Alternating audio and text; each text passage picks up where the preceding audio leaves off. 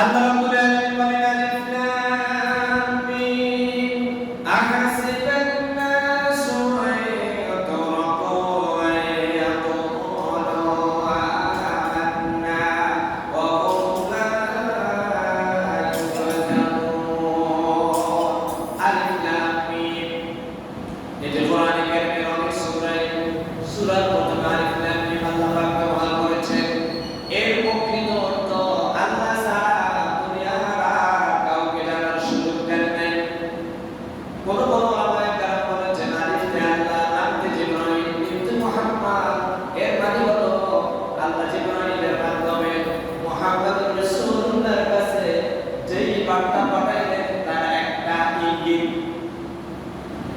এই বিষয়ে আরেকটু কথা বলবো। এগুলাকে কোরআন শরীফে অনেক সূরার প্রথম আছে, কোথাও আছে ইয়াসিন, কোথাও আছে তাওয়াসিন, কোথাও আছে হামিম, কোথাও আছে আলিফ লাম মিম, কোথাও আছে কাফ হা ইয়া আইন সাদ। এটা কোরআন শরীফের সূত্রাংশ। এগুলো প্রকৃত অর্থ আল্লাহই ভালো জানে। এগুলোকে বলা হয় আল হুরুফুল মুকাত্তাআ। তেমনি ভাবে সূরাতুল আনকাবুতের প্রথমে আল্লাহ পাক আলিফ লাম মিম দিয়ে শুরু করেন। আল্লাহ রাব্বুল আলামিন এই সূরার পরের আয়াত যেটি তার ভিতরে ঘোষণা করলেন আহাসিবান নাসু আন ইউতরাকু আন ইয়াকুলু আমান্না ওয়া হুম লা ইউফতানুন। জবান ছেড়ে দিয়ে বলি সুবহানাল্লাহ। আল্লাহ রাব্বুল আলামিন বলেন আহাসিবান নাস, মানুষেরা কি ধারণা করে, মানুষেরা কি মনে করে তারা ঈমান এনেছে এই কথা বললে আমি আল্লাহ ছেড়ে দিব, আমি আল্লাহ মাফ করে দেব, তাদেরকে পরীক্ষা নিরীক্ষা দিতে হবে না। মানুষেরা কি এমনটাই মনে করেছে কিনা? আল্লাহ বললেন না না, এমনটা মনে করার কোনো সুযোগ নেই। ঈমান যদি থাকে তোমার ঈমানের পরীক্ষা তোমাকে দিতেই হবে। আহাসিবান নাসু আন ইউতরাকু আন ইয়াকুলু আমান্না ওয়া হুম লা ইউফতানুন। তাদেরকে পরীক্ষা নিরীক্ষা দিতে হবে না, এমন কোনো চিন্তা করার কোনো সুযোগ নেই। ঈমান থাকলে তার পরীক্ষা দিতেই হবে। এরপর আল্লাহ রাব্বুল আলামিন বলেন ওয়ালা ফাতান্নাল্লাযীনা মিন ক্বাবলিহিম ফালা ইয়া'লামান্নাল্লাহুল্লাযীনা সাদাকু ওয়া লা ইয়া'লামান্নাল কাযিবিন। সুবহানাল্লাহ। আল্লাহ পাক বলেন অবশ্যই আমি পরীক্ষা নিয়েছি অবলম্বনে আপনার পূর্ববর্তীরা দুনিয়াতে দায়িত্ব পালন করেছিল। আপনার পূর্বে আল্লাহ পয়গম্বর আমি পৃথিবীতে প্রেরণ করেছি। ওই পয়গম্বরের ঈমানদার সাহাবী যারা ছিল তারাও পরীক্ষা দিতে হয়েছে। তার ব্যতিক্রম নয় আপনি এবং আপনার উম্মতেরা। আপনাকে এবং আপনার উম্মতকেও ঈমান আছে এই কথা প্রমাণ করার জন্য পরীক্ষা দিতেই হবে। وَلَقَدْ فَتَنَّا الَّذِينَ مِن قَبْلِهِمْ فَلَيَعْلَمَنَّ اللَّهُ الَّذِينَ صَدَقُوا وَلَقَدْ অবশ্যই فَتَنَّا الَّذِينَ مِن قَبْلِهِمْ আমি আল্লাহ পরীক্ষা নিয়েছি আপনার পূর্ববর্তীদের কাছ থেকে। فَلَيَعْلَمَنَّ اللَّهُ আমি আল্লাহ জানতে চাই আল্লাযীনা সাদাকু যারা নিজেদেরকে ঈমানদার বলে দাবি করে তাদের দাবিটা কি সত্য না মিথ্যা, তারা কি আসলে ঈমানদার, তারা কি মানুষদেরকে দেখানোর জন্য ঈমান এনেছে না আসলে আল্লাহকে খুশি করার জন্য ঈমান এনেছে। এটা যাচাই করার জন্য, জাস্টিফাই করার জন্য, টেস্ট করার জন্য মাঝে মাঝে ভাগে ভাগে আমি আল্লাহর কাছে তাদেরকে পরীক্ষা দিতেই হবে। সুবহানাল্লাহ। তাহলে ঈমান আছে যার পরীক্ষা হবে, তার ঈমানদার নাই তার কোনো পরীক্ষা নেই। মাদ্রাসায় স্কুলে ছাত্রদের পরীক্ষা হবে না, ছাত্রত্ব যদি টিকে তাহলে তাকে পরীক্ষা দিতে হবে। এক ক্লাস থেকে আরেক ক্লাস উন্নীত হতে হলে তাকে পরীক্ষা দিতে হবে। আপনার প্রাতিষ্ঠানিক কোনো ভর্তি যদি আপনার না থাকে তাহলে আপনার তার কোনো পরীক্ষাই নেই। আপনি যে ছাত্র এই কথা বলার কোনো সুযোগ নেই। এমনিভাবে আপনি ঈমানদার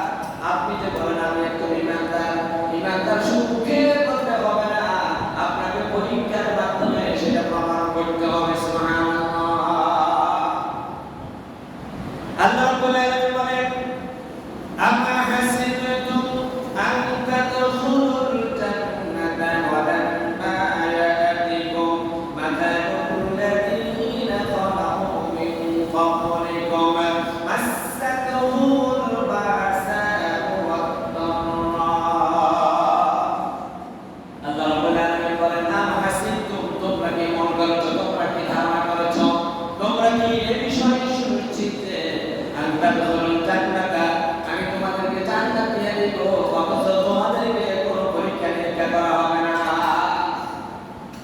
মাযালুল্লাযীনা খালাউ মিন ক্বাবলিকুম নারা, ইমানের জয় কথা বললে ছেড়ে দেব না, তোমাদেরকে পরীক্ষা দিতে হবে। যেমনি ভাবে পরীক্ষা নিয়েছিল তোমাদের পূর্ববর্তী উম্মতেরা, তোমাদের পূর্ববর্তী ভাইয়েরা যেমন পরীক্ষা দিয়ে উত্তীর্ণ হয়েছে, ইমানের অগ্নি পরীক্ষায় উত্তীর্ণ হয়েছে, তোমাদেরকেও সেভাবে পরীক্ষার মুখোমুখি হতে হবে। মাযালুল্লাযীনা খালাউ মিন ক্বাবলিকুম মাসসাতুহুমুল বা'সাউ ওয়াদ-দাররা, অবশ্যই তোমাদেরকে বিভিন্ন ক্ষতির মুখোমুখি হতে হবে। তোমাদের জানমালের ক্ষতি হবে, সম্পদের ক্ষতি হবে, তোমাদের মান সম্মানের ক্ষতি হবে। এই সব ক্ষতি মুখোমুখি হয়ে তোমাদের ইমানকে পাকাপোক্ত করতে হবে। ওয়াসুলসিলু হাত্তা ইয়াকুনা রাসূল, ও নবী উম্মতরা, ও নবী মুহাম্মদ, আপনি শুনুন, আগের জামানার মানুষগুলোর উপর ইমানদারদের উপর এমন নির্যাতন চলেছিল, তাদেরকে দ্বিখণ্ডিত করা হয়েছিল, অত্যন্ত মরুভূমির উপরে তাদেরকে উলঙ্গ করে টেনে হেঁচড়ে শাস্তি দেওয়া হয়েছিল, উত্তপ্ত তেলের ভিতরে, তেলের কড়াইয়ের ভিতরে তাদেরকে ভাজা মাছের মতো ভাজি করা হয়েছিল। ওয়াসুলসিলু হাত্তা ইয়াকুনা রাসূল, ওই সময়ের মানুষগুলো তারা তাদের পয়গম্বরদের কাছে এসে বলত, ও আল্লাহর পয়গম্বরের একটু দোয়া করেন না কেন, আমরা তো পানি খেতে খেতে শেষ হয়ে গেলাম। ইয়া কুনতু মাতা নাসাল্লাহ, ও পয়গম্বররা, আপনারা কেন আল্লাহর কাছে বলেন না কখন আল্লাহর সাহায্য আসবে, কখন আল্লাহ আমাদেরকে বিজয় দান করবে? তাহলে আপনি মনে করছেন আপনি ঈমান আনার সাথে সাথে আপনি জান্নাতে চলে যাবেন, জান্নাতে আপনার মামুল বলে আপনার না। আল্লাহ রাব্বুল আলামিন 4 নাম্বার পারার 8 নাম্বার পৃষ্ঠায় বলেন, হাসিবান নাস আম্মা হাসিবতুম আন তাদখুলুল জান্নাতা ওয়া লাম্মা ইয়াতিকুম, আল্লাহ রাব্বুল আলামিন বলেন, তোমরা কি মনে করেছো ঈমান এনেছি কথা বললে আমি তোমাদেরকে ছেড়ে দেব, তোমাদেরকে জান্নাত দিয়ে দেব? না না, আমি আল্লাহ জানতে চাই, ওয়া ইয়ালামুল্লাহুল্লাযীনা সাদাকু, আমি আল্লাহ জানতে চাই তোমাদের এই যে ঈমান এনেছো, এই দাবি কার সত্য কার মিথ্যা সেটা প্রমাণ করতে হবে।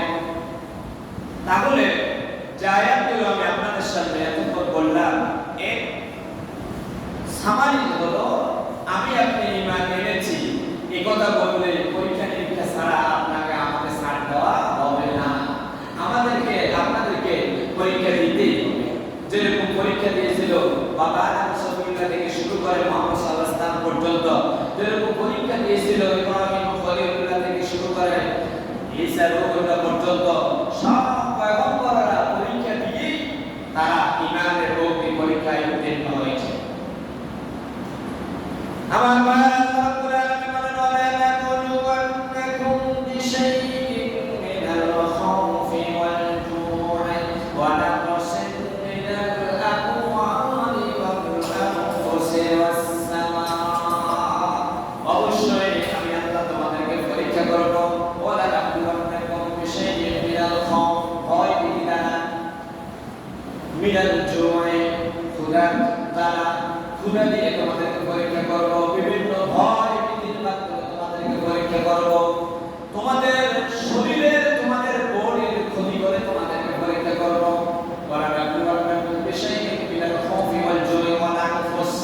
তোমাদেরকে শহীদ হতে হবে, তোমাদেরকে তারপরে ইসলামের জন্য কথা বলতে গেলে তোমাদেরকে উল্টের শিকার হতে হবে, আহত হতে হবে।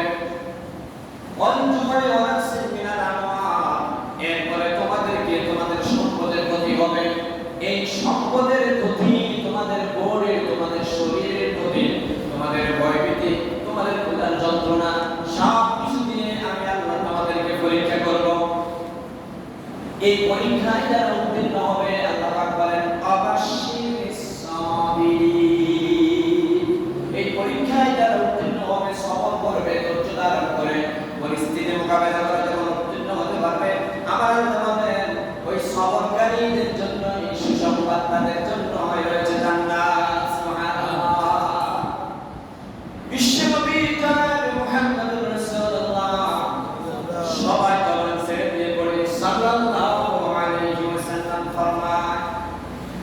আশাদুল বালার আম্বিয়া সবচাইতে বড় পরীক্ষা হবে নবীদের সুম্মা সালিহুন তারপরে পরীক্ষা মুখে হবে সালিহিন কারণা সুম্মা লামসাল ফালামসাল তারপরে জালিমান যত বেশি জালিমান তত তার পরীক্ষাটাও তত বড় হবে এটা আমাদের সুবিধার কথা। তাহলে মুসিবত আসলেই আমি আর আপনি মনে করি যে এত হুজুর মানুষের দেওয়া বিপদ কিসের না, এই পরীক্ষাটা একটু বেশি হবে। ক্লাসে রোল নম্বর জানায় গিয়ে শিক্ষকরা যখন তাকে প্রশ্ন করেন তাকে একটু কঠিন আর জটিল প্রশ্নটাই তাকে করেন, কারণ শিক্ষকরা জানে এই পুরা বইয়ের উপর একটা ধারণা আছে এ পাস করবে। এই জন্য আমরা অভ্যাস তেমনই জানি না যত বলবো তার পরীক্ষাটাও তত কঠিন। আমার ভাইরা বাবারা, এই পৃথিবীর সব মুমিনরা আল্লাহর কাছে পরীক্ষা দিতে হবে। পরীক্ষাটা নিবে কে? ছাত্রদের ইমানের চাইতে যিনি পরীক্ষা নেবেন তার জ্ঞান তার সম্মান কোটি কোটি গুণ বেশি। আল্লাহর চাইতে জ্ঞানী পৃথিবীর বুকে আর কেউ নেই। ইন্নাল্লাহা আলিমুন হাকীম, আল্লাহ সব বিষয়ে প্রজ্ঞাবান। সে আল্লাহ আমার আপনার পরীক্ষা নিচ্ছেন, পরীক্ষা নেবেন। পরীক্ষার মাধ্যমে আমাদের ঈমান আছে এটা প্রমাণ করতে হবে। যেভাবে প্রমাণ করেছিল ইব্রাহিম ও খলিলুল্লাহ অগ্নির আগুনের কুণ্ডলীতে ঝাঁপ দিলেন। নমরুদের প্রেতাত্মারা নমরুদের বাহিনী দীর্ঘ 6 মাস পর্যন্ত তাকে সংগ্রহ করলো, পরীক্ষা খনন করলো, সূরা বানাইলো। ওই আগুনের কুণ্ডলীর ভিতরে উত্তপ্ত আগুনের ভিতরে ইব্রাহিমকে চাপ দিতে হলো। ইব্রাহিম তখন জানে না তাকে আগুনের কুণ্ডলীতে নিক্ষিপ্ত হলে আগুনটা ফুল বাগিচা হবে। ইব্রাহিম জানতো না, এখন কি আগুনও জানতো না। তাকে তো অর্ডার পালন করতে হবে, নাতিশীতোষ্ণ হয়ে যেতে হবে। এখন তারা আগুনও জানতো না, যিনি আগুনে চাপ দিলেন তিনিও জানতো না। আমার ভাই ইব্রাহিম খলিলুল্লাহ কাছে জিবরাইল আলাইহিস সালাম এসেছিল। ও আল্লাহ পয়গম্বর ইব্রাহিম, এই যে ওরা তোমাকে উলঙ্গ করে, এই যে তোমাকে পোশাক বস্ত্র সব করে বেড়ে তোমাকে আগুনের কুণ্ডলীতে নিক্ষেপ করে, তুমি আমার কাছে সাহায্য চাও। নমরুদের সব সৈন্যবাহিনী সহ আপনার পঞ্চমিত অগ্নিকুণ্ডলী আমি সব কিছু নাস্তানাবুদ করে দেব। ইব্রাহিম খলিলুল্লাহ জবাব দিলেন, জিবরাইল আমি তো তোমাকে খুশি করার জন্য আগুনে চাপ দিচ্ছি না, যিনি আমার মালিক তার কাছে কেন চাইবো? আমি তার উপর ভরসা করলাম, তিনি তো দূর থেকে চোখ দিয়ে দেখতে আছে। সুবহানাল্লাহ। আমার আল্লাহ কোরআনে বলেন, ইন্নাল্লাহা ইউহিব্বুল মুতাওয়াক্কিলিন। আমার আল্লাহ বলেন, ও দুনিয়ার বান্দারা শোনো, আমি তো ওই সকল বান্দাদেরকে বেশি ভালোবাসি যারা আমার উপর তাওয়াক্কুল করে, আমার উপর ভরসা করে।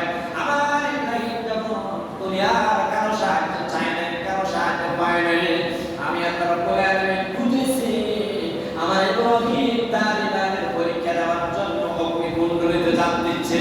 ও দুনিয়ার আগুন, ও আগুন, আমি তোমাকে অর্ডার দিচ্ছি,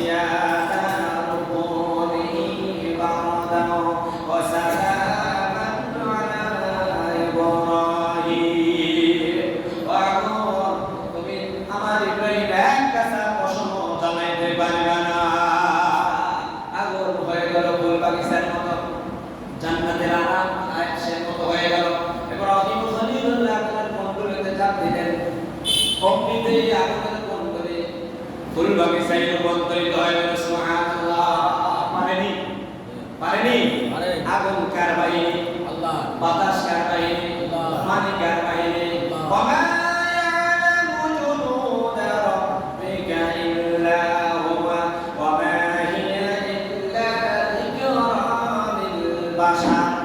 আল্লাহ রাব্বুল আলামিন বলেন, আমার কত বাহিনী আছে জানো না? ও দুনিয়ার মানুষেরা শোনো, আগুন আমার বাহিনী, পানি আমার বাহিনী, সব কিছু জানোয়ার সব কিছু আমি আল্লাহর বাহিনী, আমি আল্লাহর কথা শুনি। সুবহানাল্লাহ। সব কিছু কার বাহিনী? আল্লাহ। বাতাস কার বাহিনী? আল্লাহ। ওয়ালাকাদ ফাতান্না সুলাইমানা, হযরত সুলাইমান আলাইহিস সালাম আল্লাহ পাক পরীক্ষা নিয়েছেন। সুলাইমান আলাইহিস সালাম পরীক্ষা নিয়েছেন। হযরত জাকারিয়া আলাইহিস সালাতু ওয়াস সালাম পরীক্ষা দিয়েছেন, জাকারিয়া আলাইহিস সালাতু ওয়াস সালাম পরীক্ষা দিয়েছেন, কিন্তু সাথে সাথে আল্লাহর সাহায্য পান নাই। তারা তো মনে করবেন না এটা যারা ইমানদার পরীক্ষা দিতে গেছে আল্লাহর সাহায্য পায় না, তারা মনে হয় আল্লাহর খাস বান্দা না। না, এটা তো বলা যাবে না। প্রমাণ হলো জাকারিয়া আলাইহিস সালাতু ওয়াস সালাম ইহুদিদের ভয়ে তিনি এক গাছের আড়ালে আশ্রয় নিলেন। গাছ কেটে গেল, হযরত জাকারিয়া আলাইহিস সালাতু ওয়াস সালাম গাছের ভিতরে আশ্রয় নিলেন। ইহুদিরা করাতে চুম্বাই উদারাল মানসা, ইহুদিরা করাতে ওই গাছটা কেটে হযরত জাকারিয়া আলাইহিস সালাতু ওয়াস সালামকে দ্বিখণ্ডিত করে ফেলল। সেখানে আল্লাহ পাক জাকারিয়া আলাইহিস সালামকে সাহায্য করেন নাই। তার মানে হলো এটা আল্লাহ যখন তার জন্য সাহায্য করতে মন চাইবে তার জন্য করবেন, তার অর্থ এই নয় সব পয়গম্বররা পরীক্ষা দিয়েছেন, তারা কেউ কেউ তাৎক্ষণিক সাহায্য পেয়েছেন, কেউ কেউ তাৎক্ষণিক সাহায্য পান নাই। তার একটা উদাহরণ হযরত জাকারিয়া আলাইহিস সালাম। শুধু জাকারিয়া আলাইহিস সালাম তাই নয়, আল্লাহ রাব্বুল আলামিন সূরাতুল বাকারা এর আয়াত তুলুনান নাবিয়্যিনা বিগাইরিল হাক্ক, ইহুদিদের উপর লানত, ইহুদিদের উপর কিয়ামত পর্যন্ত অভিশাপ। তারা নিজস্ব কোনো ভূখণ্ড পাবে না। তার অন্যতম একটা কারণ হলো তারা সাইরা হাজার পয়গম্বরকে তারা শয়ে জবাই করে দুনিয়ার মুখ থেকে বিদায় করে দিয়েছে। কয় হাজার? সাইরা হাজার পয়গম্বরকে তারা হত্যা করে শহীদ করেছে। আল্লাহ পাক তখন ওই পয়গম্বরদেরকে সাহায্য করেন। তার অর্থ এই নয় যে সাহায্য পাইল না উনি আল্লাহ পয়গম্বর। বিষয়টা কি এমন? আমার ভাইরা, হযরতে বেলাল রাদিয়াল্লাহু তাআলা আনহু তাৎক্ষণিক সাহায্য পান নাই। হযরত খাব্বাব রাদিয়াল্লাহু তাআলা আনহু ঈমানের উপর পরীক্ষায় অ্যাটেন্ড করেছেন, অংশগ্রহণ করেছেন, তাৎক্ষণিক পরীক্ষায় আল্লাহর কাছ থেকে কোনো সাহায্য পান নাই। কিন্তু তারা পরীক্ষায় উত্তীর্ণ হয়ে সেরা সাহাবীদের তালিকায় তাদের নামটা নিশ্চিত করে রেখেছেন। সুবহানাল্লাহ। তাহলে আপনার ঈমান আছে কি নাই আপনাকে আমাকে পরীক্ষা দিতে হবে। এই পরীক্ষা দিতে গেলে কেউ তাৎক্ষণিকভাবে আল্লাহর সাহায্য পাবে, কেউ আল্লাহর সাহায্য পাবে না। তাকে পরীক্ষা দিয়ে কবরে চলে যেতে হবে। ইমাম আবু হানিফা রাহিমাহুল্লাহ ঈমানের উপর পরীক্ষা দিয়েছিলেন। যেই লোকটি 40 বছর পর্যন্ত এশার নামাজের ওযু দিয়ে ফজরের নামাজ আদায় করলেন, ইমাম আবু হানিফা রাহিমাহুল্লাহ তার লিখিত অসংখ্য কিতাব রয়েছে। ইমাম আবু হানিফা তিনি 55 বার জীবনে 55 বার হজ করেছেন। যে ইমাম আবু হানিফা রাতে এক খতম কোরআন শরীফ পড়তেন, দিনে এক খতম কোরআন শরীফ পড়তেন। এমনও আছে ইতিহাসে এসেছে তিনি রমজান মাসে 100টি খতম কোরআন শরীফ নামাজের মাধ্যমে পড়েছেন। এর মানে হলো রাতে তারাবিতে তিনি দিনে এক খতম পড়েছেন, রাতে তাহাজ্জুদের মাধ্যমে ডেইলি এক খতম করতেন, দিবসে নামাজের মাধ্যমে এক খতম কোরআন শরীফ পড়তেন। সুন্নাত এবং নফল নামাজ, ব্যক্তিগত নামাজে রাতে এক খতম, দিনে এক খতম, আর পুরো রমজান মাসে তারাবিতে এক খতম। কত খতম হলো? 100টি খতম। ওই লোকটাকে তৎকালীন সরকার কারারুদ্ধ করেন। কারাগারে ইমাম আবু হানিফা ইন্তেকাল করেছেন। ইমাম আবু হানিফা ঈমানের উপর পরীক্ষা দিয়েছেন। যে ইমাম বুখারী রাহিমাহুল্লাহ হাদিস শরীফ আমরা বেশি দলিল দিলে বেশি প্রাধান্য দেই, ইমাম বুখারী তিনিও পরীক্ষা দিয়েছেন। ইমাম বুখারী দুনিয়াতে এসেছিলেন অন্ধ হয়ে। তার আব্বা ইমাম বুখারী দুনিয়াতে আসার আগে ইন্তেকাল করলেন। তার আব্বা ছিল সতী নারী। আল্লাহর কাছে তাহাজ্জুদ করে বললেন, আল্লাহ আমার ইসমাঈল, ইমাম বুখারীর আসল নাম হচ্ছে আবু আব্দুল্লাহ মুহাম্মদ ইবনে ইসমাঈল আল বুখারী। আল্লাহ আমার ইসমাঈলের আব্বা দুনিয়ার মুখ থেকে বিদায় হয়ে গেল। রব্বুল আলামিন তুমি আমার ইসমাঈলকে অন্ধ বানাইলা। রব্বুল আলামিন আমি তোমার কাছে ফরিয়াদ করি, আমার ইসমাঈলকে আমি দ্বীনের জন্য ওয়াকফ করে দিলাম। আল্লাহ রাব্বুল আলামিন হযরত ইমাম বুখারী তার আসল নাম হলো আবু আব্দুল্লাহ মুহাম্মদ ইবনে ইসমাঈল। তার চোখের জ্যোতি পাওয়ার বেড়ে গেল। ইমাম বুখারী 6 লক্ষ হাদিস শরীফ মুখস্থ করেছেন। কত? 6 লক্ষ হাদিস। 6 লক্ষ হাদিস শরীফ প্রকাশ করেছেন হাদিস শরীফের জগতে সেরা ইমাম ইমাম বুখারী রাহিমাহুল্লাহ।